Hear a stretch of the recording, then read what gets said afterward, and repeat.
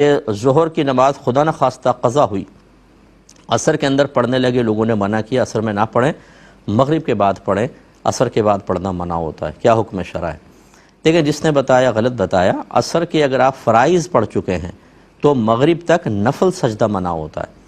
واجب سجدہ آپ کر سکتے ہیں، جیسے تلاوت قرآن آپ نے کی تو تلاوت کا سجدہ آپ کر سکتے ہیں، اسی طرح قضا نماز عصر کے بعد آپ پڑھ سکتے ہیں، لیکن یہ فقہا نے فرمایا کہ فجر کے بعد یا عصر کے بعد قضا نماز پبلک میں نہ پڑھیں، کیونکہ یہ وہ اوقات ہیں کہ ان میں نوافل پڑھنا منع ہے، تو لوگ سمجھ جائیں گے کہ آپ نوافل نہیں پڑھ رہے بلکہ اپنی قضا پڑھ رہے ہیں، اور قضا کا اظہار گناہ ہوتا ہے، اس لیے گھر میں چھپ کے آپ پڑھ سکتے ہیں۔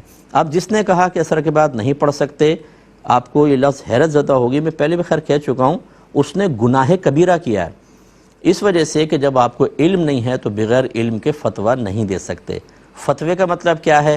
اللہ اور اس کے رسول کا حکم بیان کرنا۔ گویا کہ جب آپ مسئلہ بیان کرتے ہیں تو آپ یہ کہہ رہے ہوتے ہیں کہ اللہ اس کے رسول نے یہ فرمایا۔ اب جب ایسا نہیں ہے تو گناہگار ہوں گے۔ نبی کریم صلی اللہ علیہ وسلم نے فرمایا جو بغیر علم کے فتویٰ دے اس پر زمین و آسمان کے فرشتے لعنت کرتے ہیں۔